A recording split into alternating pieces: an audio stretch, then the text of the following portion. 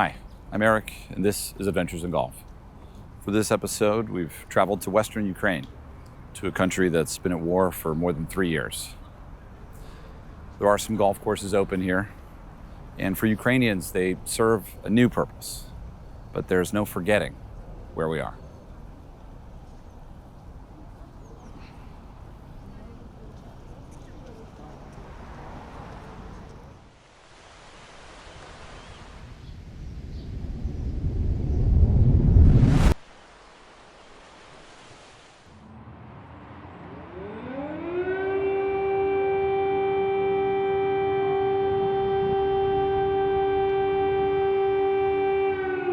On February 22nd, 2022, in the early hours of the morning, Ukraine was invaded by its nuclear neighbor, Russia.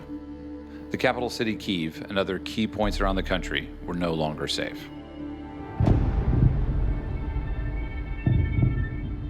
It's 5 o'clock in the morning, the house is just shaking. You could see it immediately from our window from Kyiv. With a full-scale attack underway, the Ukrainian president proclaimed that weapons would be given to anyone who wanted to defend the country.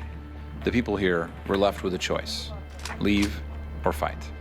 We take care with my friend about our family, just bring them from another place and figure out what we're gonna do. And the answer was the only one. If the war starts, we're going straight there and just protect our country. This is Denis Ryabtsev. A few months ago, he reached out to me with a story. His story. A story about war, about hope, and believe it or not, about golf. A game so new to Ukraine, only 6 courses had been built in this country, and that was before the war.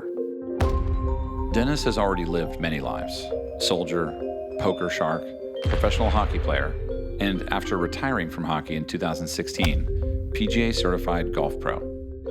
By 2018, he was working full-time at Gulfstream, Ukraine's most ambitious golf project, just a few miles outside Kyiv. A championship course with rolling hills, real fairways, and imported greens. It was to be the future of golf in Ukraine. But the war changed that. By early March of 2022, Gulfstream had become a war zone. Since then, tanks have destroyed fairways, armaments are strewn through bunkers, and missile explosions continue to this day. But even in wartime, golf has found a way to survive. In western Ukraine, just outside the city of Lviv, one course has stayed open: Edem Golf Club. A strange and stunning 9-hole track, Edem cuts through dense forest and is populated with surreal sculptures. It's part retreat and part modern art gallery. After serving his country, it's here that Denis came, not just to rebuild his life, but to teach golf to those who have lost pieces of theirs. It's the reason we've begun this journey, a journey unlike any we've been on before. When the war started, I think it's the day what changed everything.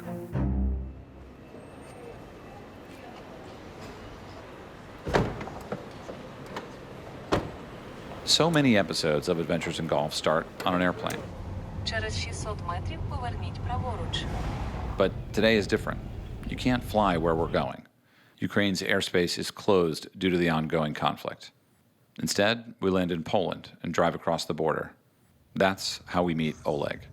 What is your life like in Ukraine? Do you have a family? I noticed some groceries in the car. Це не продукти, це it's my cat. What is your cat's name? One cat named Lucky. Lucky. Hopefully, Lucky is a good omen for our trip. The map says we have 2 hours and 40 minutes. Is that to the border crossing? До кордону ми будемо їхати десь 2,5 години, плюс кордон може зайняти година-півтори. І потім ще година до Львова.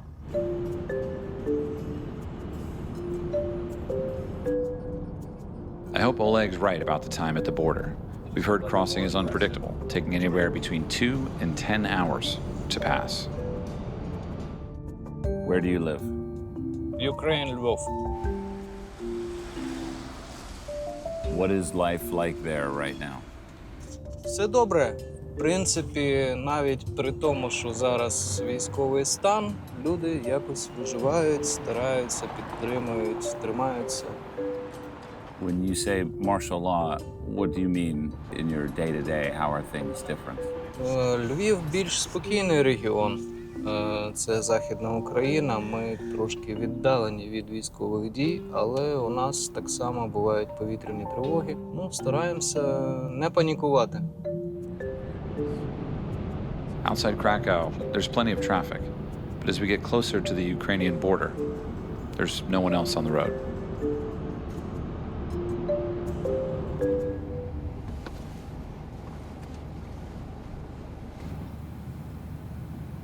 Yeah. At the border, try not to shoot so there are no questions. Makes sense. Parked right now, how long do you think the crossing will take? До 1 години. Up to 1 hour.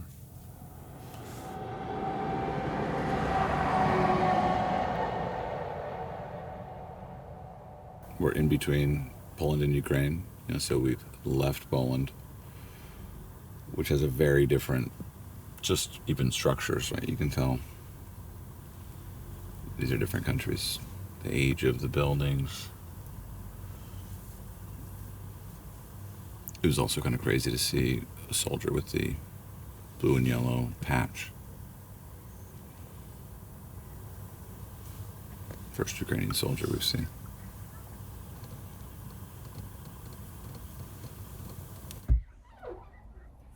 That was about 2 hours, which is kind of exactly what we expected. So we get some fuel. We're in Ukraine. Fleeing conflict from around the country, hundreds of thousands of Ukrainian refugees made our next destination, the city of Lviv, their safe haven. 3 years later, the city is a focal point for humanitarian aid, despite being a target itself. Traveling here to make a story about golf might seem trivial, maybe even inappropriate. And I'm aware that no matter how we handle this story, someone's bound to have a problem with it. But if there's one thing I've learned after a decade of making this show, it's that golf shows up. And often, and most interestingly, it's in the most unlikely places. How's it going, Eric? Nice to meet you. How are you? After months of planning, it's strange to finally meet Dennis in person. Like so many, Dennis came to this region of Ukraine to keep his family out of harm's way. And while it serves as a safe resting place, Kiev will always be his home. Yeah. For me, because I'm I'm from Kiev. Yeah, Right. it's like it's my home city. For me, it's for sure it's the best. So do you think you'll be able to move back to Kiev? Yeah, hopefully. I don't know when. With the war right now, close one club, close another club. It's like not so many places where you can work and do some stuff. And here it's like young sport. I wanna teach the guys and girls how to do it, And especially is the guys after amputation and all of the stuff, the soldiers who just come to us and we teach them. It's nice program like for me because they enjoy it actually. That has to be very inspiring for you to see. Sure. And especially for the guys who I bring with me, it's like because they understand how good you can be actually without like legs and arms and all of the stuff. Well, I brought you a present. Yeah. As a golfer, I thought you might like this. What? And I know that spring is here, so you might not need this. Okay. But if it ever gets cold and you want to wear it, I think you'd like it. Here you go. From the Masters. Yeah, thank from the Masters. Thank you so much. I appreciate it. Yeah. It's nice. But if you bring me like 2 days ago, for example, when we have snow like this, and we have minus 4 degrees, it will be perfect. Sorry, it took so long to get here. It's a 9-hour drive. But thank you so much. I appreciate it. Yeah. And just like that, our common love for golf has bridged a divide that spans 10,000 miles. Like me, Dennis's passion for golf was discovered later in life. But that was just the beginning. Dennis caught the bug and became one of Ukraine's first PGA professionals. How did you get into golf? When I finished ice hockey career, I have a lot of different type of jobs. Waiter in the restaurant, lawyer, wherever. It was different. But I try a lot of stuff. And once I opened the newspaper and they say like we opened the brand new golf club and we need assistant pro. How different is golf for you than hockey? I can play almost every type of sport, but I think it's the hardest one, Golf. golf. Yeah. Mentally, technically, and so many different stuff. Yeah, so many. But his true passion lies in teaching golf. I love to teach much more than I love to play, maybe. Yeah, because I see the result here. As if on cue, one of his golf students, Markian, joins us for dinner. A dinner that I'd been looking forward to for years. In my early 20s, as a broke photographer in New York City, I spent a lot of time at a Ukrainian diner called Veselka, where they served borscht. I never thought after all these years I'd be here, having the real thing. See, look, Ukrainian borscht with a T at Veselka. No, the borscht is like without tea. No, the borscht is like not borscht. I mean, I'm not disagreeing with you. I'm No, it's just trying to figure out borscht. who's wrong. They are. It's just borscht. This is my first spoonful of real borscht without a T. Oh, wow. Very different than what I've had. It just tastes like very, very homemade. Come. Very flavorful. Like there must be 1,000 ingredients in there. I'm lucky to say I've had so many nights like this. Good food and even better company. In this restaurant, with new friends and old, it all seems very normal. You volunteered when? Yeah, on the first day of war, 22nd of February. We go straight to the North City nearby Kiev. First 3-4 days it was occupied. And we start to fight with Russian soldiers there. Was there any training? Did you have a captain? How familiar were you with the weapons? No. My first experience was exactly with this war. Yeah. Yeah, they show us, like, we have like 10 minutes, they show us how to do this, how to do this, how to dig, how to... So how many hours after you volunteered were you in battle? It's like first day. It's the same day. Yeah. Were you shocked? Yeah, I'm still shocked. Yeah. Yeah. What was like technically the hardest part, given that you didn't have a ton of information? Your conditions, where you stay, and how do you live in. Yeah. And this part is maybe the hard. It's really cold in February. It's minus, it's snow. You need to sleep there. You need to just make yourself just a bit warmer, but you cannot do this because it's nothing. Here, you just stay in the forest. You live at the forest. Maybe this is a terrible question to ask you, but how many soldiers have died? Die?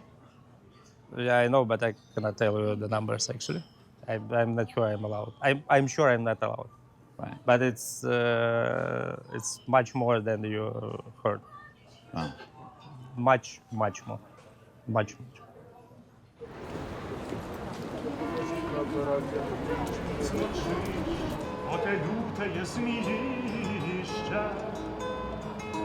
It's getting late, and with martial law in effect, there's a strict curfew in place.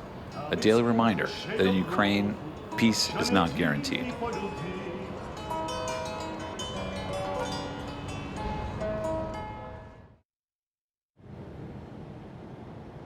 How would you describe Lviv to someone who's never been here? You know, you've spent your whole life here. I love the city very much. It's like a mix of different cultures, European cultures, and you don't want to be anywhere else but in the city.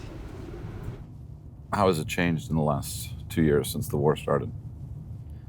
At the beginning of the war, a large amount of people came to Lviv because the houses were bombed, and it's safer, but not safe at all. And what happened this morning at 9? It's called a minute of silence to appreciate those soldiers that were fallen in war. The city stops, and everyone give their appreciation to those guys. To remember and do not forget.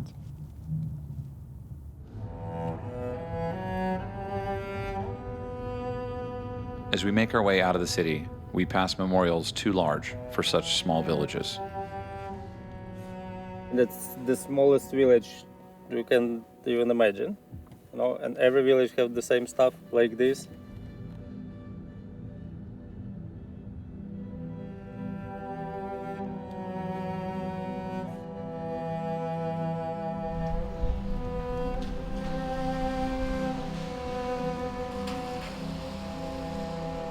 You know, when we were looking into coming here, it said that Lviv still maintains a degree of normalcy. And I guess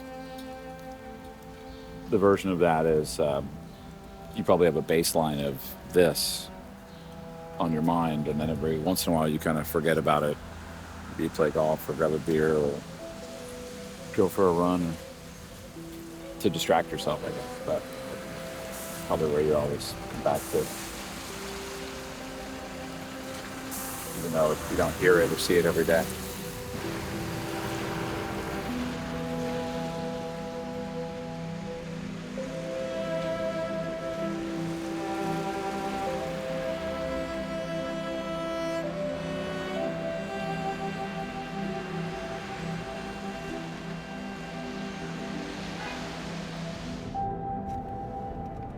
Just as we remember those who've sacrificed everything, we arrive at a place supporting those returning from the front lines. For that, we've come to Superhumans, a rehabilitation center focusing on amputees of war. Dennis spends a lot of time here. Our center was created like response for the problems which war also bring in Ukraine. If you question about how many people needs prosthetic, it could be around 40,000 of people in Ukraine. Still need it. Yes. The Superhuman Center is at capacity, but unfortunately, the demand for these services is high. Here is our 3D printing department. The current waitlist is close to 2,000. 2 additional Superhuman centers are scheduled to open by the end of this year. We understand that so many people will need prosthetic device after finishing of war. This is a place where everyone learn how to use a prosthetic device. Like getting ready. Because our patient will spend around 1 year using the wheelchair, and our main task, firstly, it's verticalize the people, and they can learn how to use the prosthetics, the mechanic of this process. For a year, they've been in a wheelchair waiting. Because after getting the trauma, he need to have few operations. Sure. Just to heal the body. Yes. Olena takes us to a room where there's a banner with hundreds of insignias. Each badge represents a veteran who has spent time here. It's a reminder that this conflict is an international one. So here is a prosthetic device. You can just try how it's heavy. That's why I told you before that you need to have a good physical form to use the prosthetic. And could you imagine was you users of 2 prosthetic devices? So it's much more difficult. They will use the prosthetic to the end of their life. So let's got to know about what our patient will do after the rehabilitation. And so often we are the first people who asking this question for them because they didn't. They're not thinking about that when they come here. Yes. Wow. Another thing they're probably not thinking about is playing golf. Thanks to Dennis and Edem Golf Club, that's now an option. Essentially, you help facilitate, to some degree, you recruit his students, I guess. Is that what you would say? That's exactly how it works. What happens when you ask a soldier who's lost their leg if you'd like to play golf? What do they say? Mostly, okay, let's try. How hard could it be? No, it's not a big deal. They mostly wanted to try what they can make after taking the trauma. Right. And they are so surprised that they can make more things that before the trauma. Because they, before the trauma, never tried this. Hi, I'm Erik. Nice to meet you. I too. Yeah. I'm Erik. I'm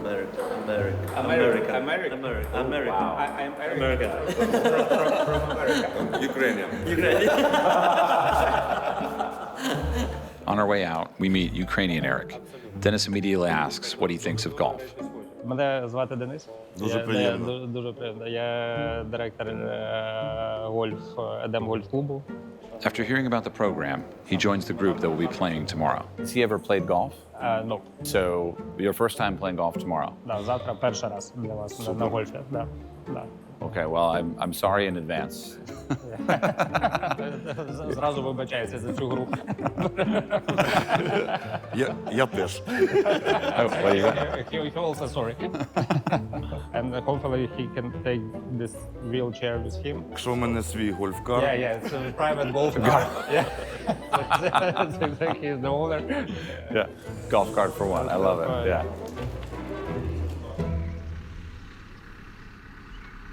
On our way back to the city, it's finally time to see Dennis's golf course.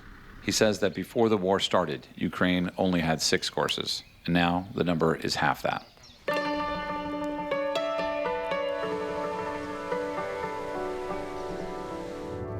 Driving up to Edem is like going back in time. It feels completely isolated, a stark contrast to the surrounding conflict. The golf is there. See the putting green? Yeah. From here, yeah.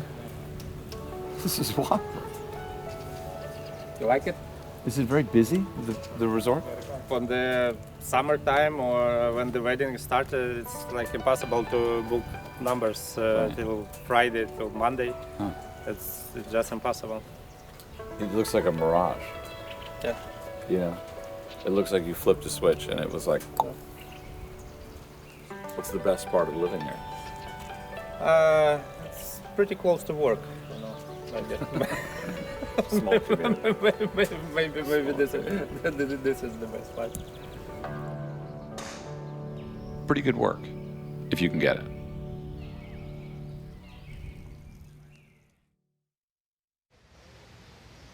The next morning, the weather is exceptional, and we get to Edem early to explore the grounds. The property is more sculpture garden than golf course. So because there's no aircraft in Ukraine, can we fly a drone on the golf course? Yeah, the thing is, the drones in Ukraine, it's not allowed for now, because if you just have some drones right now, there are some military drones can come, or some rockets can come, and you just feel what is the war in Ukraine immediately. There's no way to let anyone know that we're doing pictures? We let them know we're doing some pictures, but it depends how high we can put our drone. Yeah, well, I don't think we want to have any rockets. So, well, how high would it go? The meter, I think it's like 30, 30 meters? something like that. 100 yeah. feet? Yeah, something like that. Okay. It can be higher, but maybe the last time this drone is was a going drone. to be so high. Yeah, I think I would say better safe than sorry, right? I don't. No, we will try. For sure, we will try. We have only one shot, you know. Add getting our drone approved for flight patterns to a growing list of new experiences in this episode.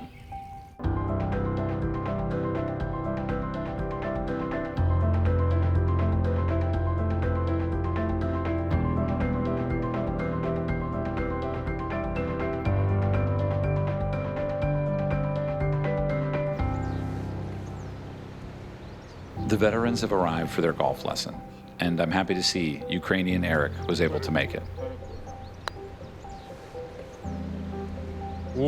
Aggressive putt. Super putt. Yes. Dennis is a natural teacher.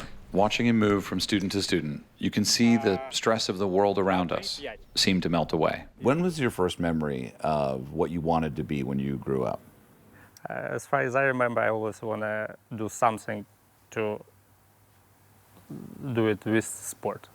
My parents, both of them are sportsmen. My grandparents also are involved in sports. And when I was 4 years old, I can play almost all of the sports. Are you surprised at like where we're sitting and who you've become? Not at all. Not at all. There may be one surprise is the game. Так, тут всі? І вирішальна лунка. So what's happening now? Is this a game? It's a mini tournament in putting. Oh, a mini tournament. Already competitive. По силі це ідеальний був пат. Ідеальний по силі. When was the first time you saw someone play golf with one leg or one arm? Different country. I saw it before, but never see it in Ukraine.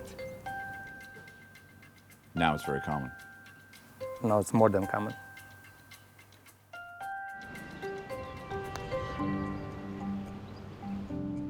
Really good speed. How do you say good speed in Ukrainian? Гарна швидкість. Harna schwikst. Або добра швидкість. Harma dobra schwikst. Швидкість. Schwidekist. Schwidekist. Швидкість. Oh, Dobra schwidekist. I just need to say it very slow. Давайте 6 ударів, давайте поаплодуємо. І тут великі, великі м'ячі. Да. How many times have you done this type of orientation class? Every week, one time per week or 2 times per week. Yeah, and for the next part, it depends how physically they feel. If all of them are okay, we just maybe try to hit some balls right now on the line. This is far from my first golf lesson, but it's unlike anything I've ever seen.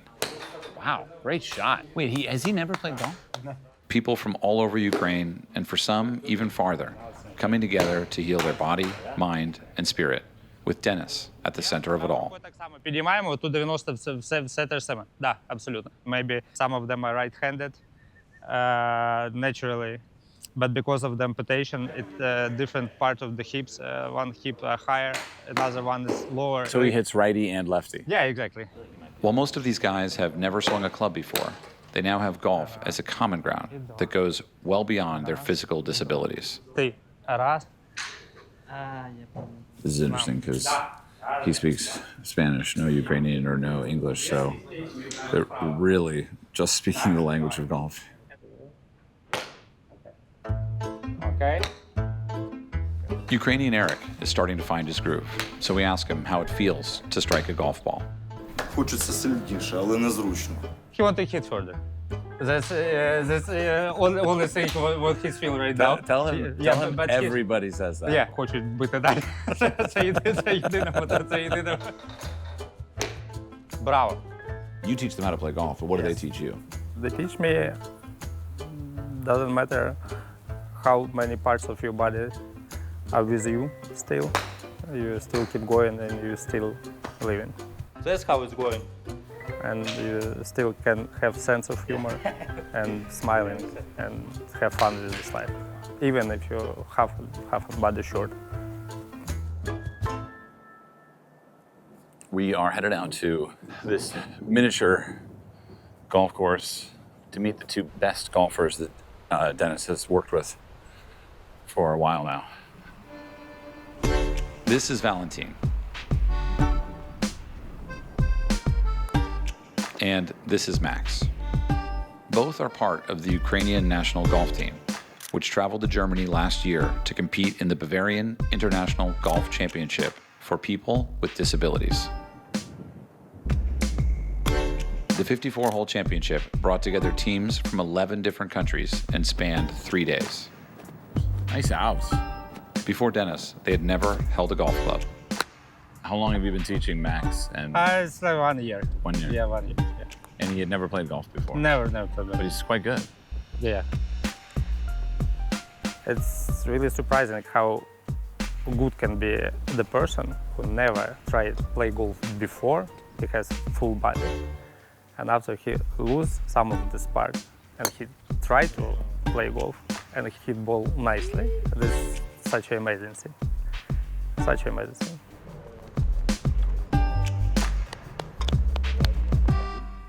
Hey, everybody say cheese! Cheers! Golf is a beautiful game, and every day I learn something new from it. It might seem corny, but these veterans have overcome everything just to play a game that you and I love. Thank you. Indeed, they are superhumans. Do you need to have some goal to live after the war? Yeah? Yeah. And the guys who I teach, all of them are my goal also. Yeah. It's really important because I really understand where they come from. Not because I'm a golf coach, because I knew those guys and I know what they're talking about, and I feel like I can help them. And it's really important. Yeah. It's really important. Our driver is scheduled to pick us up at midnight for the long haul home. And while I'm certainly not superhuman, I've learned that just showing up and being grateful for the opportunity is all any of us really need to be. All right, first golf shot in Ukraine, Edem golf course. History in the making.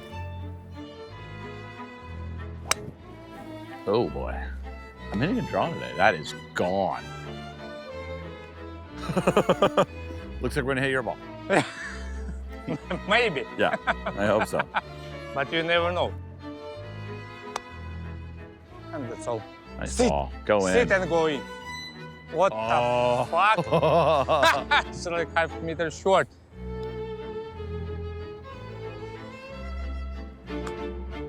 Yeah, dude.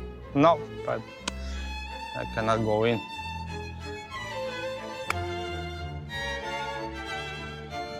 Perfect shot.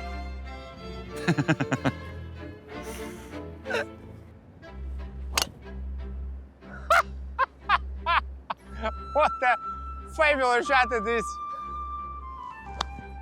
Honestly, if you dropped me here, took away any words or letters or numbers, I would literally think I was in Vermont at some weird 9-hole and there was a Buddhist temple over there.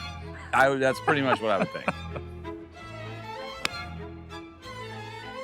That's the shot. That's going right. Felt like a good number, Such though. a perfect shot. I haven't seen it here before. That's why first day this tee. He's lying. It's just right at the green. No, but you hit it just really nicely. This episode is what I always believed adventures in golf could become. Highs and lows, interesting people, strange places. It's something I ask Dennis about as someone who lives it every single day. Maybe normal life would be between happiness and sadness. What is that line like here for you? For me, it started to be much more white or black, just without some middle stuff. Because when you're in the war, you just knew exactly what you should do, and you know what you're going to be paid if you didn't do it. You know, you make some stuff. If you do it correctly, you can be alive. If you do it in the wrong way, you're going to be die. The price is too high for the war. But it's changed some stuff inside of you, for me. I just stopped to care about not important things after the war. And I start to do some things immediately, the things I want to do. If I want to play, or if I want to meet my family, or if I want to do something, and I feel I want to do this, really, I always do it. Before, it's like, it's never going to be work like this, actually. Because you just know that every day can be the last day. And if you understand it, you know it's your friend, today, it's tomorrow he's die. Another friend, die. If you understand this, you change your attitude and your mind immediately. That's why if you have chance to do some things you want really to do, just do it. Yeah. Just do it right now, because you never know.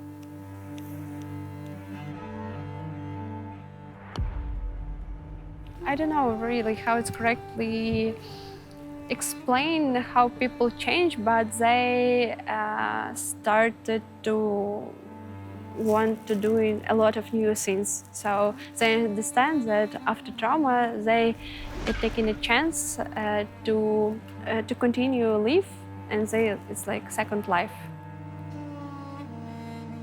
What does the middle one say? The guy who saved one life, he saved all of the world. all the world. Yeah. That is how it is, actually. Yeah. 100% true.